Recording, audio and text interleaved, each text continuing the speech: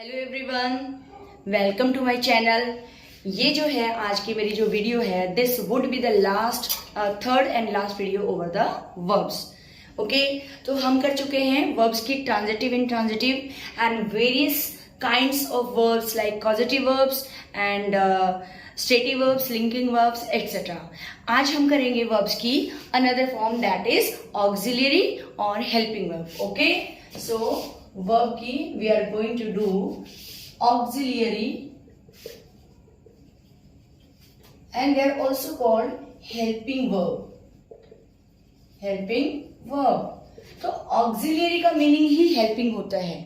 तो auxiliary और helping these can be named as both। okay, so auxiliary को भी बच्चों हम दो उसमें पार्ट्स में डिवाइड कर सकते हैं। auxiliary verbs वो होती हैं जो दूसरी मेन वर्ब के साथ मिलके अपना जो उसकी हेल्प करती हैं मीनिंग को क्लियर करने में।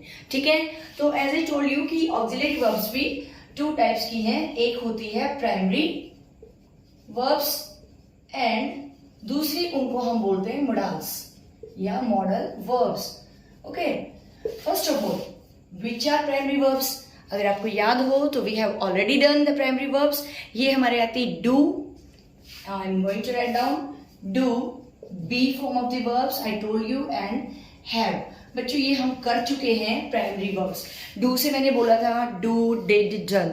बी का is, am, are, was, were, been. Okay, in the same way has, have, had. तो ये हम पॉजेसिव फॉर्म में या do form of the verbs में हम ऑलरेडी कर चुके हैं। So directly here I will tell you about the next verb, modal verbs. Modal verbs कौन सी होती है एक्चुअली बच्चों? मोडाल और हेल्पिंग वर्ब्स में मैं आपको अगर डिफरेंशिएट करके बताऊं तो you will get to know very well. So difference between helping verb और हम कह सकते हैं modal verbs. M refers to modal verbs. तो this side I am writing helping verb and this side I am writing modals या modal verbs। Okay बच्चों, first इसका जो डिफरेंस है, हेल्पिंग वर्ब्स जो होती हैं इनका अपना खुद का कोई मीनिंग नहीं होता। ठीक है, तो इसका क्या है?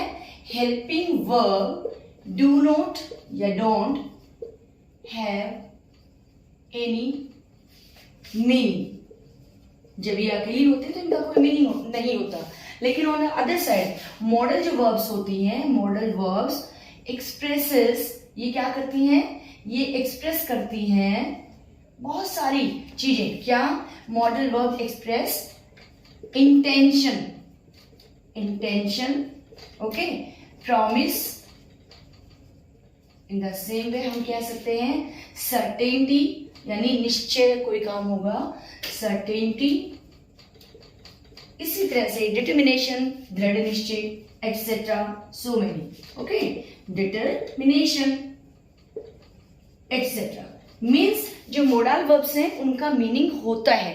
मोडाल वर्ब्स जो है वो एक्सप्रेस करती हैं, व्यक्त करती हैं किसी की इंटेंशन, इरादा क्या है। ठीक है, प्रॉमिस वचन को दिखाती हैं, सर्टेनिटी की निश्चयता, देन डिटर्मिनेशन मीन्स एक तरह से दृढ़ निश्चय। इसी तरह से ये जो है helping verb they don't have any meaning, इनका कोई अपने आप में मीनिंग नहीं होता। Now come to the second difference. अब सेकेंड डिफरेंस जो है हेल्पिंग वर्ब और मोडाल वर्ब्स में क्या है? इसमें क्या है? हेल्पिंग वर्ब जो है can act as main verb. कब करती हैं? ये आपको ऑलरेडी मैं बता चुकी हूं, जब वो सेंटेंस में सिंगल यूज होती हैं, जब उनके साथ कोई दूसरी वर्ब नहीं आती है।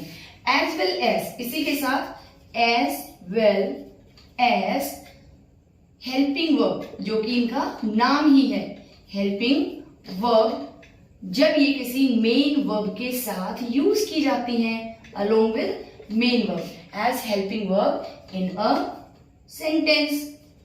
लेकिन ऑन द अदर साइड क्या है मैं आपको बताती हूं। सेकंड जो है कि मोडाल्स जो होते हैं या मॉडल वर्ब्स जो होती हैं, they are always used with main verbs, यानी वो हमेशा मेन वर्ब्स के साथ ही यूज होती हैं, दे can not be used alone in a sentence. तो वो कभी भी अपना मीनिंग अकेला नहीं दे सकती हैं, उनको उसकी रिक्वायरमेंट होती है किसी मेन वर्ब की अपना मीनिंग देने के लिए। तो as I told you, helping verb can act, helping verb काम कर सकती हैं एक मेन वर्ब के तौर पे जब वो सेंटेंस में सिंगल यूज होती हैं, लेकिन साथ ही साथ वो मेन वर्ब का भी काम करती हैं जब वो किसी दूसरे मेन वर्ब के साथ उसमें आते हैं। For example, if I am writing I am brave, okay, मैं ब्रेव हूं, तो यहाँ पे क्या है, am is alone in this sentence, अकेला यूज हुआ, तो यहाँ पे हम कहेंगे ये एज ए मेन वर्ब काम कर रहा है, ठीक है, क्योंकि इसके साथ कोई दूसरी वर्ब नहीं है। ब्रेव जो है वो एडजेक्टिव है, समझ रहा है। अगर मैं लिखूं I am going to school, तो देखो बच्चों यहाँ पे क्या है, एम के साथ क्या यूज हुआ है, गोइंग, तो ये क्या है, this is the main verb, and तो ये क्या बन गई, हेल्पिंग वर्ब बन गई। समझ आया ना, ये मेन वर्ब की हेल्प कर रही है ये बताने में कि किस टेंस में या क्या एक्शन का स्टेट है। क्लियर। तो इस साइड देखिए आप, मेन वर्ब जो, अगर हम वुडास की बात करें, ये हमेशा किसी ना किसी मेन वर्ब के साथ आती है। They can not be used alone in a sentence. For example, if I write he can solve this sum, वो इस सम को जो है, सॉरी, इस सम को सॉल्व कर सकता है। तो कैन जो है वो मेन वर्ब सोल्व के साथ है।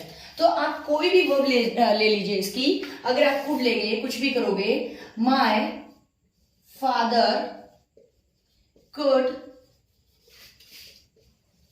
ट्रेवल ऑन फुट, ठीक है, वो अपने पैरों पे लॉन्ग, एक तरह से बोला जाए, चल सकते थे। तो यहाँ पे कुड के साथ ट्रेवल वर्ड आया है, तो मीनिंग क्या है कि कैन या जो भी कुड है या मोडाल वर्ब्स हमारी, वो कभी भी अकेले यूज नहीं होते हैं। Clear. Now what is the third difference between the helping and modals.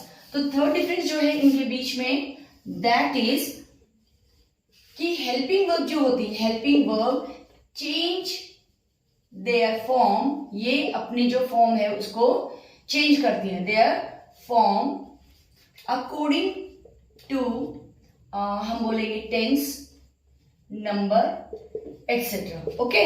But this side modal जो होते हैं can never change their form, means they remain the same, okay. Meaning क्या है, फॉर एग्जाम्पल, इसका meaning क्या है कि जो हेल्पिंग वर्ब है वो अपनी फॉर्म्स, अपने रूप को चेंज करती हैं अकॉर्डिंग टू टेंस या नंबर, सिंगुलर नंबर है, प्लूरल नंबर है, क्या है, इसके according. But on the other side जो मॉडल वर्ब्स होती हैं उनके ऊपर इन चीजों का फर्क नहीं पड़ता है।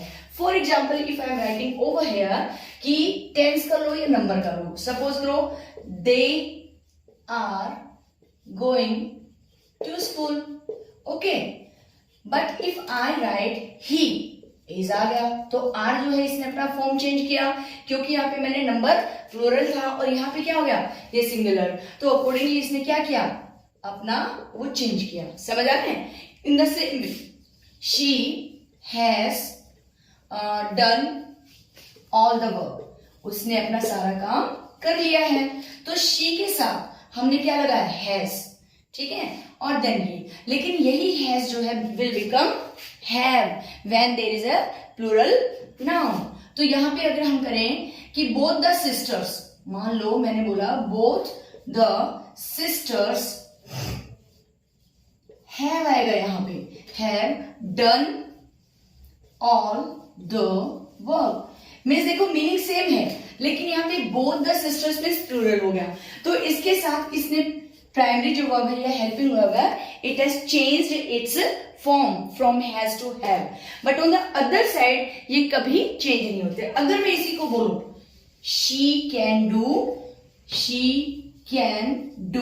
All the work, both the sisters can do all the verbs, ठीक है। अगर मैं लिखूं both the sisters can do all the work, और आप इसको पास्ट में भी ले जा सकते हो, तो उसमें कैन की जगह कुड आ जाएगा।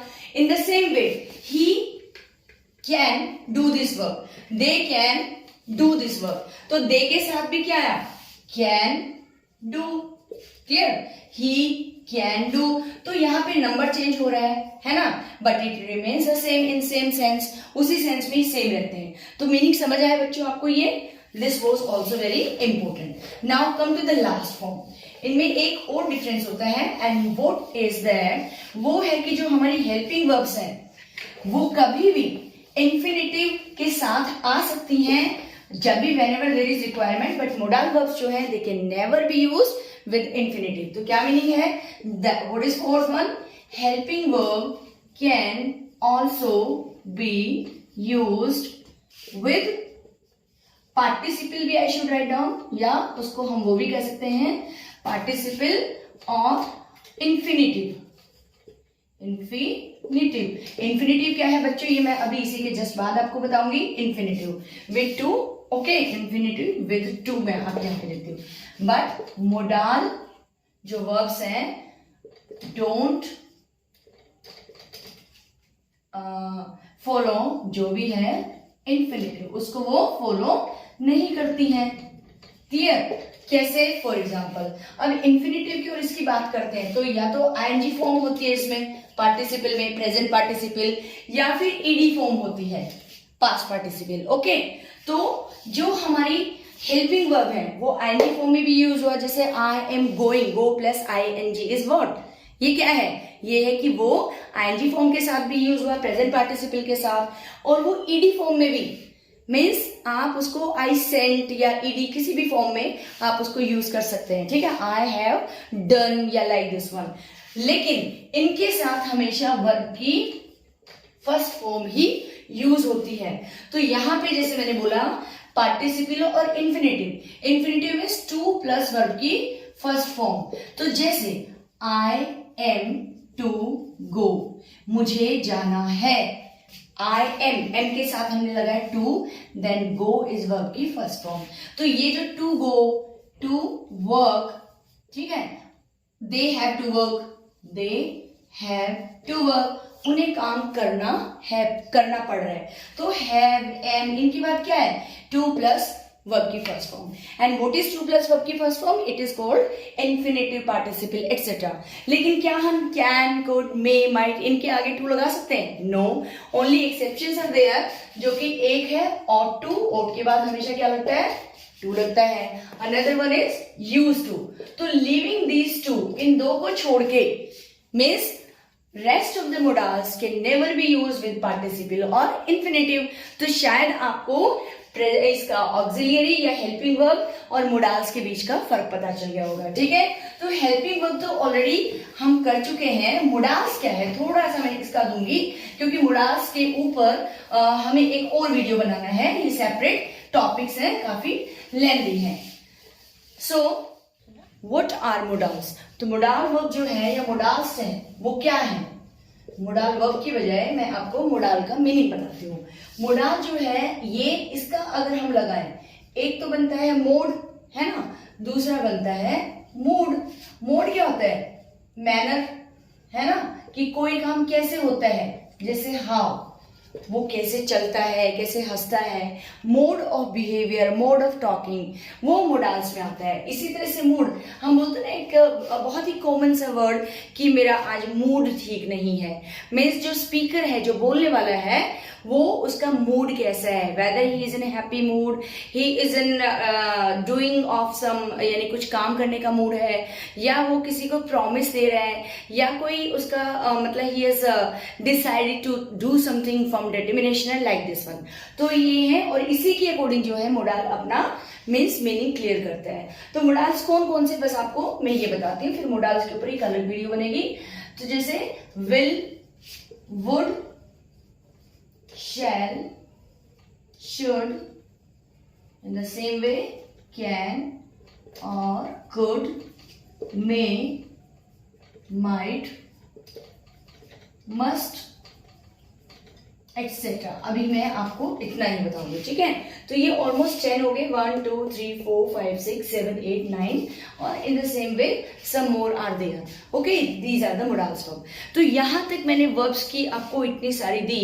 ये जो सॉरी, डिफरेंट डिफरेंट जो हम मोडाल्स की बात कर रहे हैं, मोडाल के ऊपर एक डिफरेंट वीडियो बनेगा अलग से बाद में, क्योंकि एक बहुत बड़ा टॉपिक है और बहुत ही इंपॉर्टेंट है, जो सभी कॉम्पिटेटिव एग्जाम्स में भी आता है और बच्चों के जो है सीबीएसई या हरियाणा बोर्ड या किसी भी बोर्ड में ये सब कुछ आता है.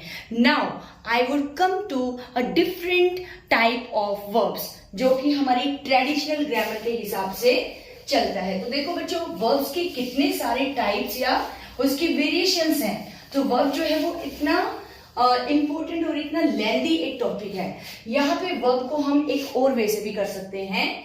These are finite verb and infinite verb. Infinite verb, तो इनको हम नॉन फाइनाइट भी बोलते हैं. Non finite. तो ये जो है यहाँ पे क्या है, फाइनाइट का मीनिंग क्या है? फाइनाइट होता है लिमिटेड. मीन्स फाइनाइट वो वर्ब्स होती हैं that are bound by time. ठीक है, जो टाइम से बाउंड होती हैं, या मैं यहां पे लिखूं बाउंडेड बाय टाइम.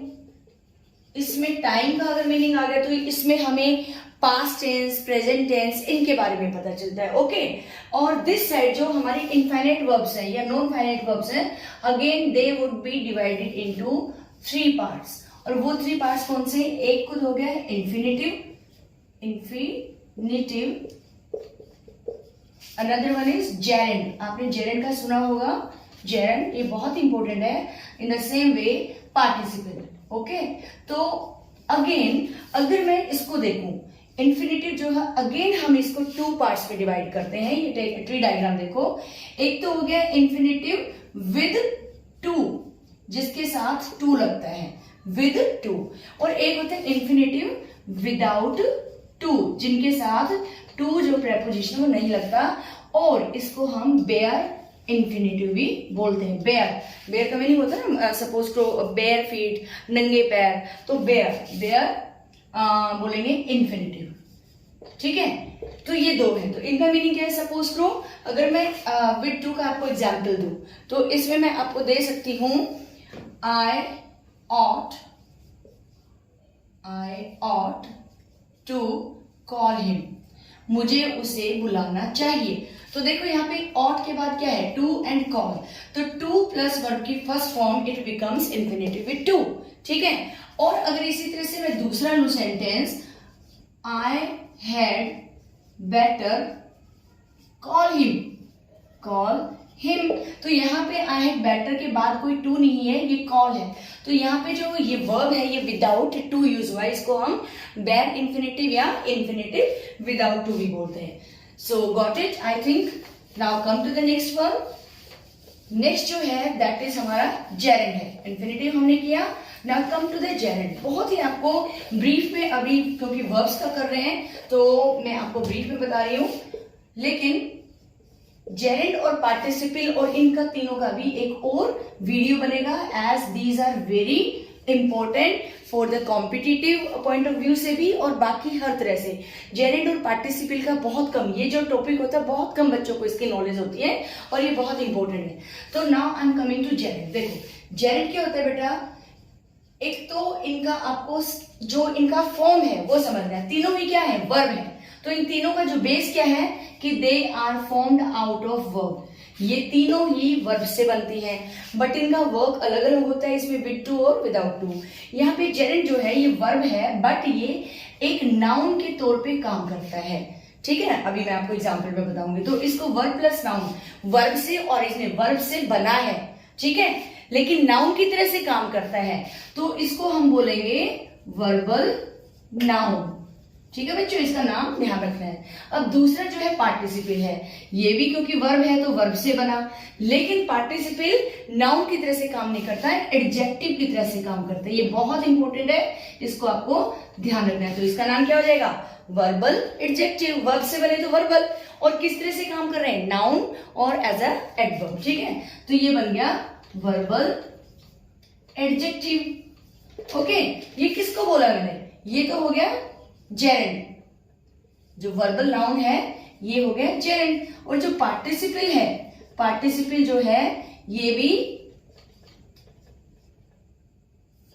वर्ब से बना है, infinitive because we are talking about the verbs. तो मेन रूट जो है वो किससे बना है, दोनों अगर मैं इनकी बात करूं, इनका फॉर्मेशन है वर्ब की first form plus ing, means ये बना जेरेंड और participle. Suppose I am taking one word, मैंने यहां पे लिखा स्विमिंग, तैरना, ठीक है, स्विमिंग, या फिर इसी तरह से मैंने ले लिया रीडिंग। तो देखो यहां पे क्या है, स्विम वर्ब की फर्स्ट फॉर्म प्लस ing, क्या बना, जो भी हम सेंस में देखेंगे। दूसरा जो है रीड प्लस वर्ब की फर्स्ट फॉर्म। तो रूट वर्ड जो है they are formed of verb, लेकिन इनमें से कैसे, suppose if I am writing example, swimming is a good exercise, ये क्या है, एक बहुत अच्छी एक्सरसाइज है। अगर मैं दूसरा लिखूं sentence, I saw him swimming in the river, या स्विमिंग पूल, कुछ भी लिखो। तो दोनों में देखो यहाँ पे स्विमिंग आया है, यहाँ पे भी स्विमिंग आया है, बट अगर हम इनका मीनिंग देखें या फिर इनका हम इसके सेंटेंस के अकॉर्डिंग अगर हम इनका सेंस देखें, तो swimming is a good exercise. Swimming जो है ये एक एक्टिविटी का नाम हो गया, और जो नाम है एक्सरसाइज का नाम वो क्या बन गया, नाउन है, ठीक है। लेकिन ये बना किससे है, वर्ब से है, और काम कैसे कर रहा है, it acts as a noun. तो तैरना एक अच्छी एक्सरसाइज है। और एक बहुत ही सिंपल सा आपको तरीका बताती हूँ, जब हम हिंदी में लिखते हैं, बोलते हैं, तो जिसके आगे ना की सेंस आती है, तैरना, ठीक है, पढ़ना, चलना, जो ये आते हैं वो हमेशा जेरेंड में आते हैं, बिल्कुल ध्यान रखना है इसको, ठीक है। और दूसरा जो है, आई saw him swimming in river, मैंने उसको नदी में तैरते हुए देखा। अब कैसे देखा, उसको देखा, तो किस उसमें था, उसके बारे में बता रहा है कि कैसे देखा, तैरते हुए देखा। तो जहां पे डैश करते हुए देखा, ठीक है, तैरते हुए देखा, खाते हुए देखा, या मीन्स चलते हुए देखा, पढ़ते हुए देखा, जो ये हुए देखा, तो हमने ये उसकी विशेषता बताई है नाउन या प्रोनाउन का। जैसे आई सो राम, मैंने राम को स्विमिंग करते हुए देखा, तो राम क्या है, नाउन हो गया, ठीक है। और नाउन की या प्रोनाउन की जो विशेषता बताता है वो एडजेक्टिव हो जाता है। तो मैंने उसे कैसे देखा, मैंने उसे तैरते हुए देखा। तो यहाँ पे ये जो तैरते हुए है, ये है तो वर्ब से, बट ये एज एन एडजेक्टिव वर्क कर रहा है। तो आई थिंक आपको जेरेंड और पार्टिसिपल का भी मीनिंग क्लियर हो गया होगा। तो बच्चों ये हमारा जो था वर्ब के ऊपर एक हमारा पूरा एक वीडियो जो है, एक कंप्लीट जो है वो चैप्टर हमने इन 3 वीडियोस में हमने कंप्लीट किया है। तो थैंक यू बच्चों। मैं आपको नेक्स्ट जो वीडियो है उसमें आपको नाउन से वर्ब बनाना या नाउन से ही एडजेक्टिव या इस तरह से उनका formation of words, this is very important, हम वो नेक्स्ट वीडियो में करेंगे। Thank you, keep watching and keep learning बच्चों।